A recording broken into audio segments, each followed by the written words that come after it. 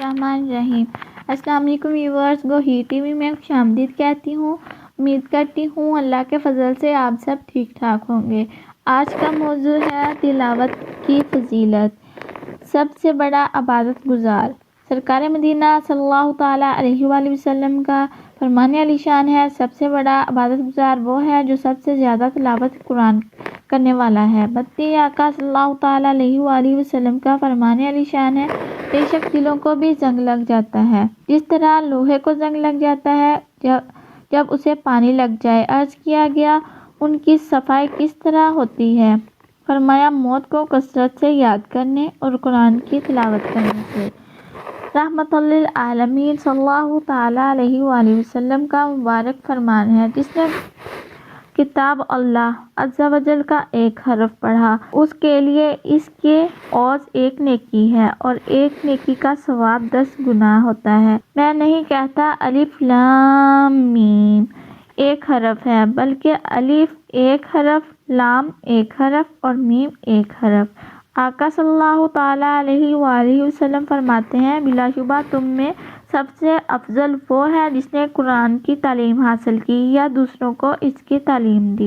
مدنی تاجدار صلی اللہ تعالیٰ علیہ وآلہ وسلم کا فرمان علی شان ہے، تم میں کا کون چاہتا ہے کہ صبح کو بطحان یا عقیق جائے پھر بلا کسی گناہ، چور یا غصب وغیرہ کا ارتکاب کیے یا رشتہ توڑے بغیر 2 بڑے کوہان والی اونٹنیاں لیتے آئیں؟ ہم نے عرض کیا یا رسول اللہ صلی اللہ تعالیٰ علیہ وآلہ وسلم، ہم سبھی یہ چاہتے ہیں۔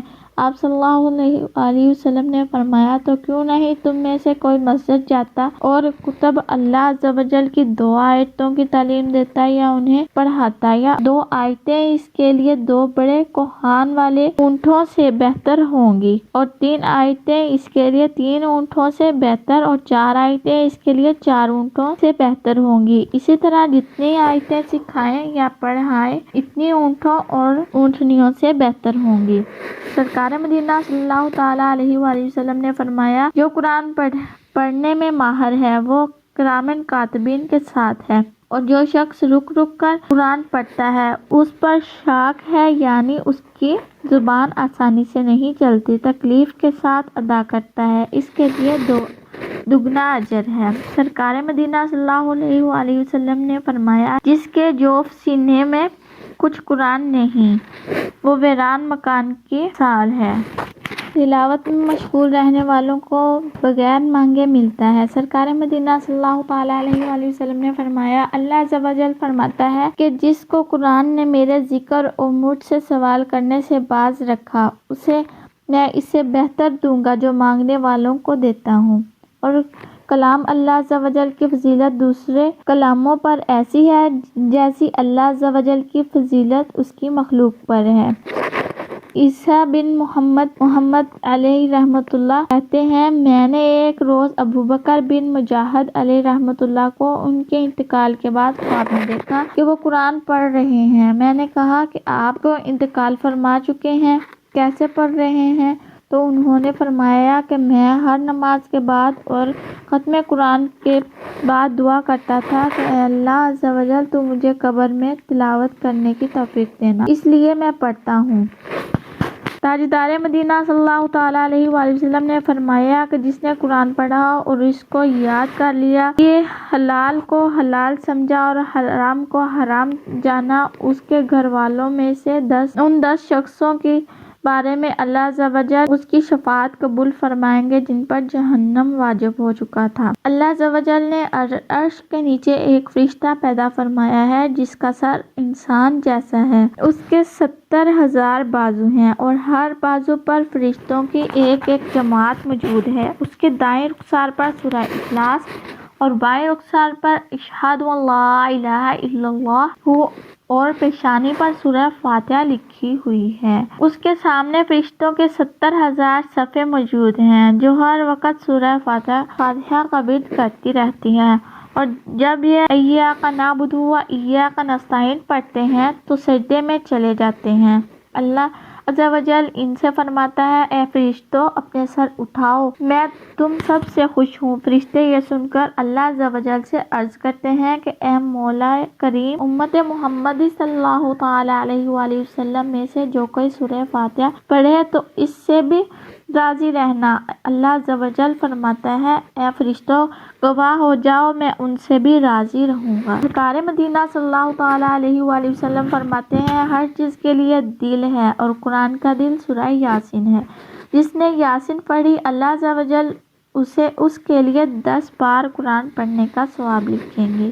تاجدار مدینہ صلی اللہ تعالی علیہ وآلہ وسلم نے ارشاد فرمایا جو شخص اللہ عز و جل کی رضا کے لیے یاسین پڑھے گا اس کے سابقہ گناہوں کی مغفرت ہو جائے گی، لہٰذا اس کو اپنے مردوں کے پاس پڑھو۔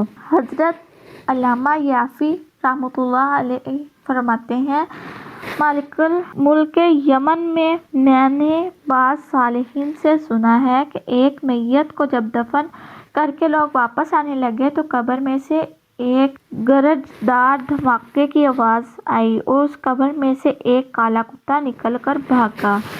ایک نیک آدمی جو وہیں موجود تھا انہوں نے اس کتے سے کہا تیرا ناس ہو تو کون بلا ہے؟ وہ بولا میں اس میت کا برا عمل ہوں۔ انہوں نے پوچھا یہ جو آواز آئی تھی چوٹ تیرے لگی تھی یا میت کے؟ کہا میرے ہی لگی تھی۔ وجہ اس کی یہ ہوئی کہ اس کے پاس سورہ یاسین وغیرہ جن کا یہ شخص ورد کیا کرتا تھا آ گئیں اور مجھ سے اس کے پاس تک نہ جانے دیا اور مار کر نکال دیا۔ حضرت ابو ہریرہ سے مروی ہے، کہتے ہیں حضور تاجدار مدینہ صلی اللہ تعالی علیہ وآلہ وسلم زکوٰۃ رمضان یعنی صدقہ فطر کی حفاظت میرے سپرد فرمائی۔ ایک آنے والا آیا اور غلہ بھرنے لگا، میں نے اسے پکڑ لیا اور کہا تجھے حضور صلی اللہ تعالی علیہ وسلم کی خدمت میں پیش کروں گا۔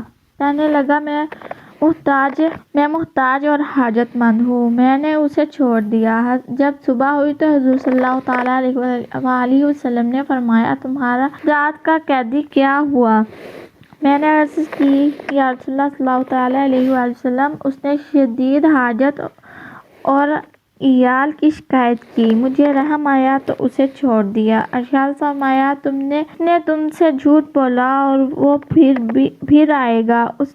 میں نے سمجھ لیا کہ وہ ضرور آئے گا کیونکہ حضور صلی اللہ علیہ وآلہ وسلم نے فرمایا ہے۔ اس کے انتظار میں تھا کہ وہ آیا اور غلہ بھرنے لگا۔ میں نے اسے پکڑ لیا اور کہا تجھے رسول اللہ صلی اللہ علیہ وسلم کے سامنے پیش کروں گا۔ اس نے کہا مجھے چھوڑ دو، میں محتاج ہوں، اب نہیں آؤں گا۔ مجھے پھر رحم آ گیا اور اسے چھوڑ دیا۔ صبح ہوئی تو حضور صلی اللہ تعالی علیہ وآلہ وسلم نے فرمایا اے ابو ہریرہ تمہارا قیدی کیا ہوا؟ میں نے عرض کی اس نے حاجت شدیدہ اور عیال داری کی شکایت کی، مجھے پھر رحم آ گیا اور چھوڑ دیا۔ حضور صلی اللہ تعالی علیہ وآلہ وسلم نے فرمایا اس نے تم سے جھوٹ بولا اور پھر آئے گا۔ میں اس کے انتظار میں تھا، وہ آیا اور پھر غلہ بھرنے لگا۔ میں نے اسے پکڑ لیا اور کہا تجھے سرکار صلی اللہ تعالی علیہ وآلہ وسلم کے سامنے پیش کروں گا۔ 3 مرتبہ ہو چکا، تو ہر بار کہتا ہے نہیں آؤں گا، پھر آ جاتا ہے۔ اس نے کہا مجھے چھوڑ دو، میں تم کو ایسے کلمات سکھاتا ہوں کہ اللہ تعالیٰ تمہیں ان سے نفع دے گا۔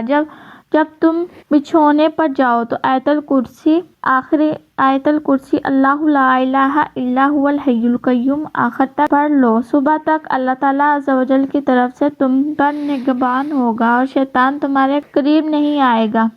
میں نے اسے چھوڑ دیا۔ جب صبح ہوئی سرکار صلی اللہ علیہ وآلہ وسلم نے فرمایا تمہارا قیدی کیا ہوا؟ میں نے عرض کی اس نے کہا چند کلمات تمہیں سکھاتا ہوں اور اللہ تعالیٰ عز و جل تمہیں اس سے نفع دے گا۔ سرکار مدینہ صلی اللہ تعالی علیہ وآلہ وسلم نے فرمایا یہ بات اس نے سچ کہی، ویسے وہ بڑا جھوٹا ہے۔ کیا تمہیں معلوم ہے 3 راتوں سے تمہارا مخاطب کون ہے؟ میں نے عرض کیا کہ نہیں۔ سرکار مدینہ صلی اللہ تعالی علیہ وآلہ وسلم نے فرمایا وہ شیطان ہے۔ اب ہمارے چینل کو لائک، شیئر اینڈ سبسکرائب کر دیں اور ساتھ ہی بیل آئیکن پر کلک کر دیں تاکہ ہماری نئی آنے والی ویڈیو کا نوٹیفیکیشن آپ تک پہنچتا رہے۔ نئی ویڈیو کے ساتھ دوبارہ حاضر ہوں گے، تب تک کے لیے اللہ حافظ۔